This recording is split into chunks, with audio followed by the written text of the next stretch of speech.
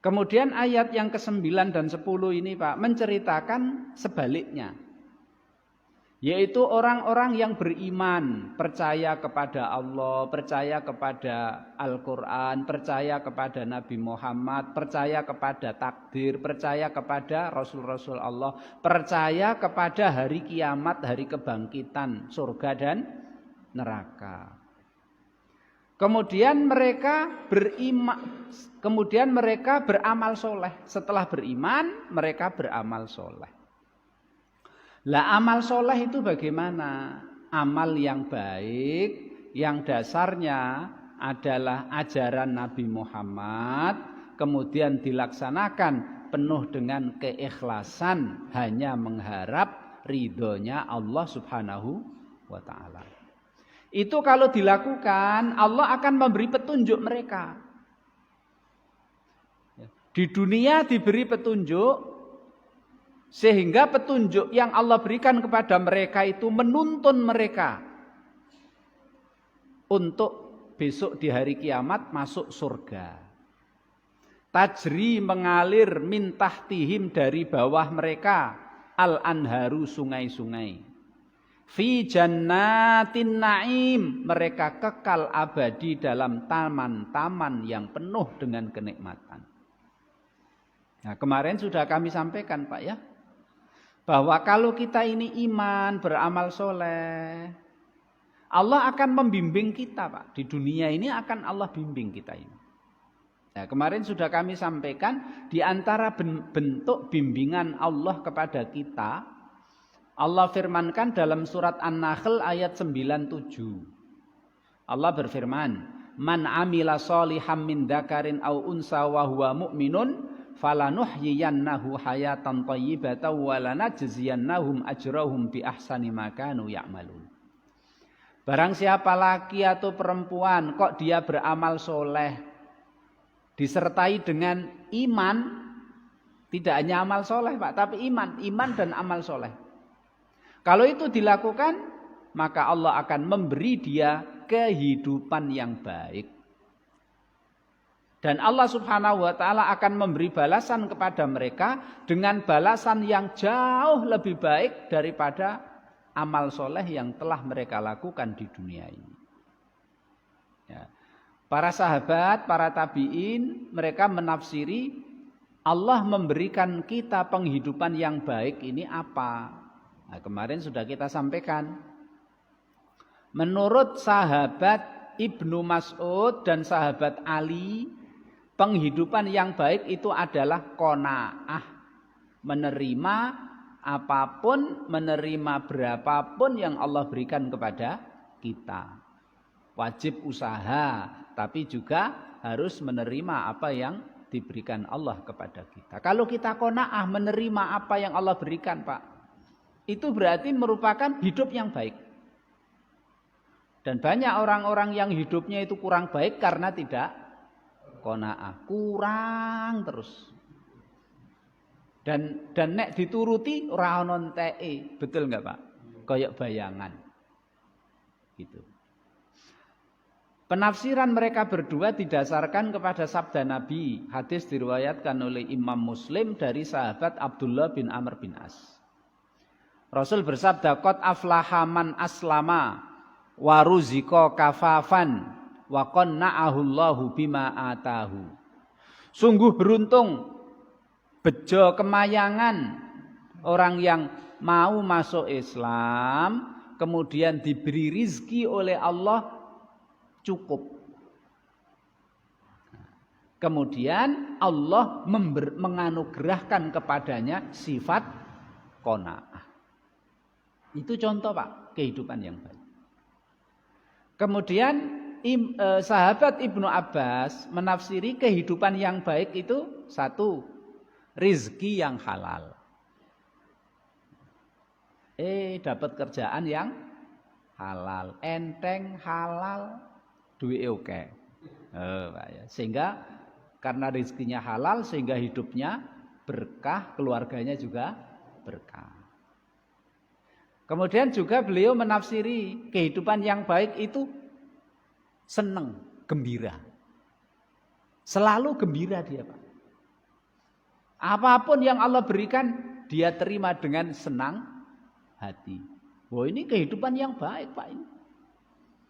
Karena banyak sekali orang-orang yang menghabiskan duit sebanyak-banyaknya hanya untuk mendapatkan kesenangan.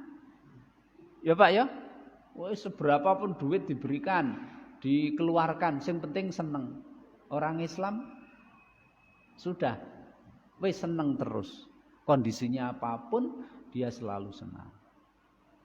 Nek kondisi apapun dia selalu senang, biasanya nanti hatinya ya senang, awake ya sehat gitu Pak ya. Awak loro itu sebab atine sehat. Ya gitu. Kemudian 3 orang tabi'in Pak.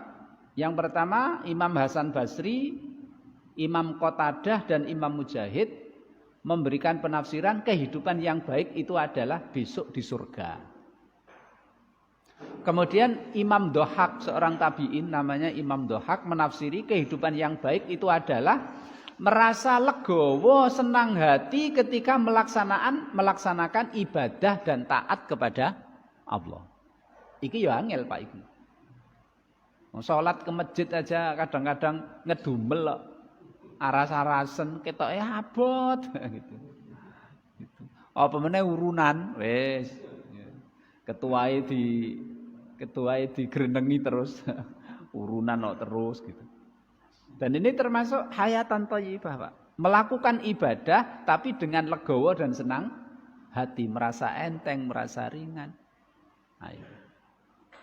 Berarti dari penafsiran para sahabat dan tabi'in, kehidupan yang baik itu adalah pokoknya baik di dunia maupun di akhirat, hidup yang baik sesuai dengan apa yang dikehendaki oleh Allah dan Rasul-Nya. Jadi kehidupan yang baik itu ya bisa berupa harta melimpah juga bisa. Ya. Hartanya pas-pasan juga bisa. Karena kehidupan yang baik itu kan, ya, bahkan harta yang banyak belum tentu itu kehidupan yang baik yang diberikan oleh Allah, Pak. Hartanya banyak tapi dia banyak maksiat. Justru hartanya digunakan untuk maksiat kepada Allah. Hartanya banyak tapi enggak syukur. Nah, itu malah bukan hayatan thayyibah. Jadi kehidupan thayyibah itu apapun kondisinya, yang penting dia selalu sesuai dengan apa yang diinginkan Allah dan Rasul-Nya. Nek sugih ya syukur, nek pas-pasan ya sabar. Nah, ini penafsirannya. Bapak Ibu yang saya hormati, memang ya, Allah Subhanahu wa taala memberikan kepada orang yang beriman dan beramal soleh ini, Pak, memberikan balasan kebaikan di dunia dan di akhirat. Nah itu, Pak. Rasulullah bersabda, hadis diriwayatkan oleh Imam Ahmad dari sahabat Anas bin Malik. Rasulullah bersabda, "Innallaha la yadlimul mu'mina hasanatan." Allah tidak akan mendolimi orang yang beriman dan beramal soleh meskipun satu kebaikan saja. Ada orang beriman, ada orang beramal soleh, Pak. Allah tidak akan mendolimi meskipun hanya dengan satu kebaikan. Maksudnya begini. Yu'ta 'alaiha fid dunya wa yusabu 'alaiha fil akhirah. Tidak pernah Allah itu mendolimi orang Islam. Ada orang Islam melakukan perbuatan baik, perbuatannya karena sedikit, terus Allah tidak beri pahala. Tidak mungkin. Meskipun amal itu sedikit dilakukan oleh orang yang beriman dan beramal soleh, Allah akan memberi balasan. Memberi balasannya di mana? Allah memberikan balasannya di dunia. Sebagian balasan dari amal baik itu diberikan kontan cash di dunia, kemudian besok di akhirat sisa pahalanya yang melimpah-limpah itu nanti akan diberikan besok di akhirat. Gitu, Pak. Jadi innallaha la yadlimul mu'mina hasanatan yu'ta 'alaiha fid dunya wa yusabu 'alaiha fil akhirah. Ada orang yang rajin sholat gitu, Pak, ke masjid terus. Gara-gara dia rajin sholat ke masjid terus, Pak, Allah memberikan anugerah kepada dia di dunia. Entah itu anugerah apa, yang penting kebaikan. Ujuk-ujuk awak iki sehat, kancane do lara sehat dhewe. Kancane do asam urat ora dhewe. Nah, bisa saja, Pak. Kancane do mumet-mumet, dia enggak mumet-mumet. Bisa saja. Terus dikasih mungkin pekerjaannya gampang, rezekinya lancar, bisa saja. Dan karena dia rajin sholat selalu di masjid, besok pahala yang melimpah-limpah juga akan diberikan Allah kepada dia besok di surga. Wa ammal kafiru, kalau orang kafir bagaimana? Wa ammal kafiru fayu'tihi hasanatihi fid dunya. Kalau ada orang kafir kok punya kebaikan, Pak. Mbuh wong kafir iki kafir, ning senenge nulung wong. Wong kafir senengane bantu wong. Seandainya orang kafir itu punya kebaikan-kebaikan seperti itu, Pak. Fayu'ti hasanatihi fid dunya. Allah akan pahalanya, balasannya dari kebaikan yang dia lakukan. Pahalanya semuanya diberikan kepada orang kafir itu di dunia. Ditumplek-blek kebaikannya di dunia. Makanya wong kafir sing apian itu, Pak ya, baikan awake sehat ya, Pak ya, omahe apik, gedonge pangkate dhuwur. Karena kalau dia punya kebaikan, pahala dari kebaikan, balasan dari kebaikan itu semuanya diberikan kepada dia di dunia. Gitu, Pak ya. Tapi hatta idza afdha ilal akhirati lam yakun lahu biha hasanah yu'ta biha khaira. Supaya ketika mereka orang kafir ini masuk ke alam akhirat sudah tidak punya kebaikan sama sekali. Sebab kalau mereka di akhirat nanti kebaikannya sudah Allah berikan semuanya di dunia, mereka di akhirat tidak punya kebaikan. Duwene mung dosa. Akhirnya dimasukkan ke dalam neraka. Innal ladzina kafaru min ahlil kitabi wal musyrikina fi nari jahannama khalidina fiha ulaika hum syarrul bari.